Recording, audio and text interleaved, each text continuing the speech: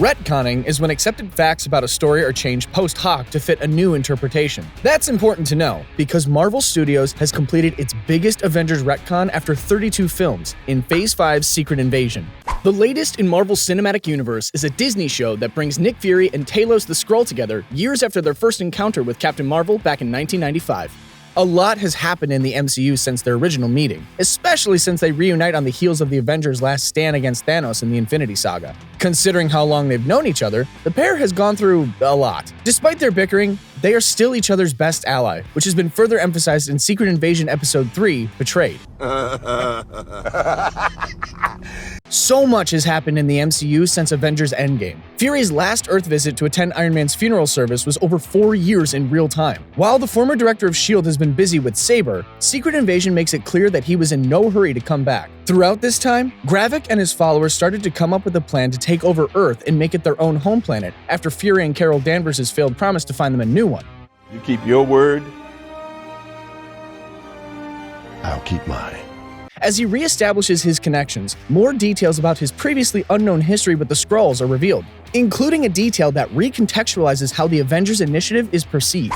In Secret Invasion Episode 2, a flashback revealed what happened after Fury and Carol Danvers initially failed to deliver on their promise to find the Skrulls a new home. Backed by Talos, Fury was able to convince a group of shapeshifters to work for him as covert agents in exchange for being able to quietly settle on Earth. Essentially, the Skrulls functioned as Fury's first Avengers team. I was playing something even riskier. Marvel Studios doubles down on that in Secret Invasion Episode 3 during Fury's car conversation with Talos.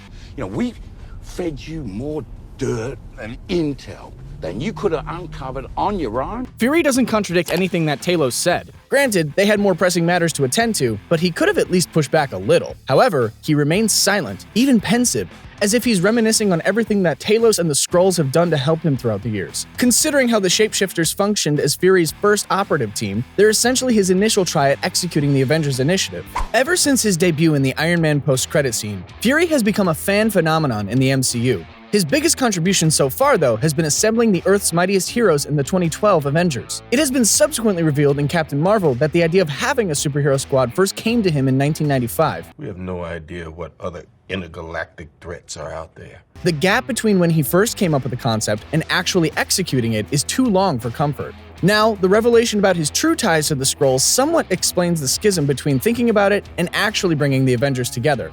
We need to find more. For the longest time, Fury survived with the help of the shapeshifters. He didn't need other superheroes because the Skrulls are already superpowered and capable beings. However, considering they operate discreetly, he couldn't rely on them for bigger incidents like the Battle of New York. Fury needed a team who could operate out in the open, hence the Avengers. Had it not been for those more visible scenarios, he may have just relied on the Skrulls to take care of things. Help me, Talos, because I am useless without you. Not delivering on their promise to help find the Skrulls a home seems too thin a reason for Gravik to be so ruthless. Based on what's known about Fury and Captain Marvel's efforts, it seems like both were keen on keeping their word. However, as Secret Invasion reveals more about the Skrulls' life on Earth, it is becoming clear that they are simply being fed up with being taken advantage of, like Zygons in Doctor Who. Fury proposed a partnership, and the shapeshifters had long held their end of the bargain. But Fury not only failed to deliver on his promise, he has also shown barely any appreciation to the Skrulls. I don't even need to hear a bloody thank you from you. Just think, the Avengers have been getting all the acclaim for keeping Earth safe, which is likely also contributing to Gravik's growing grudge against Fury and humans in Secret Invasion. While he and his fellow Skrulls have been forced to keep their heads down and risk their lives for others, Earth's mightiest heroes are celebrated all over the world.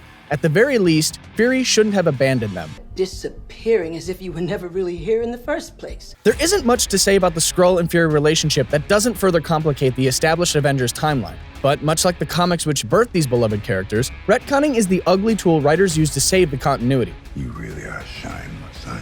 Especially after bloating to the massive size we find the MCU in today.